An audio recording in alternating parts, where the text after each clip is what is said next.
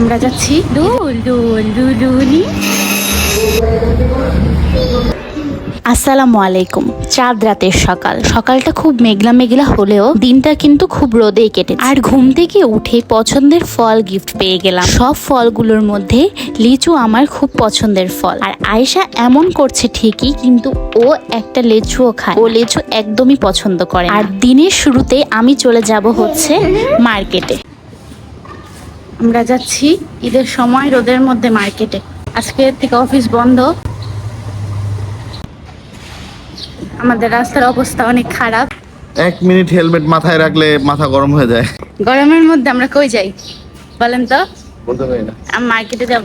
আজকে থেকে অফিস বন্ধ না, আপনার জ্বালা শুরু। মার্কেটে গিয়ে কোরবানি ঈদ ও রান্নার জন্য কিছু প্রয়োজনীয় জিনিসপত্র কিনলাম। চাঁদ রাত সকালে বাজারের পরিবেশ ছিল প্রাণবন্ত এবং ব্যস্ত। মার্কেটে গেলে দরকারি জিনিস ছাড়াও বেশ হাবি জাবি জিনিস পছন্দ হয়। সংসারের জন্য এটা ভালো লাগে, সেটা ভালো লাগে। আমার তো সবই কিনতে ইচ্ছে করে, কিন্তু আপনাদের ভাইয়া আমাকে বকা দিচ্ছে যে হয়েছে আর কিছু নিও না। আমি বলছি এটা কিনে দেন, এটা কিনে দেন। তো শেষমেশ আমাদের প্রয়োজনীয় জিনিসগুলো কিনে রওনা দেওয়ার টাইমে প্রচুর পরিমাণে বৃষ্টি।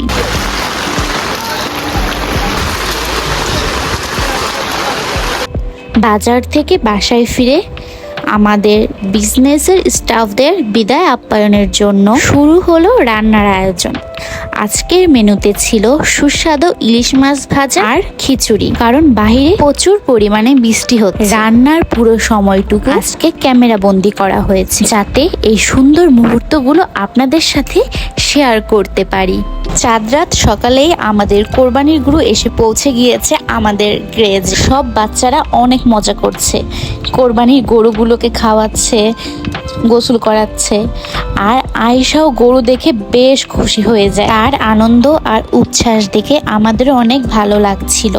ঈদের দিনে সবচেয়ে গুরুত্বপূর্ণ মুহূর্ত ছিল কোরবানি। মজার ব্যাপার হলো আমি তখন ঘুমিয়েছিলাম। ঘুম থেকে ওঠার আগে কোরবানির কাজ সম্পূর্ণ হয়ে যায়। পরে আমি গিয়ে কিছু ভিডিও আর ছবি ধারণ করি। এইবারের ঈদের আমাদের নতুন হাড্ডি কাটার মেশিন প্রথমবারের মতো ব্যবহার করা হয়েছে। বড় বড় নলার হাড্ডিগুলো খুব দ্রুত এবং খুব সহজেই কাটা সম্ভব হয়েছে। এই কাটার মেশিনের সবচেয়ে বড় সুবিধা হলো সময় বাঁচায়, শ্রম কমায় এবং মাংস আর হাড্ডি নিখুঁতভাবে কাটতে সাহায্য করে। আগে যেখানে বড় হাড্ডি কাটতে কষ্ট হতো, এখন কয়েক সেকেন্ডের কাজ সম্পন্ন করা যাচ্ছে। কোরবানির সময় এমন একটি মেশিন সত্যি খুব উপকারী।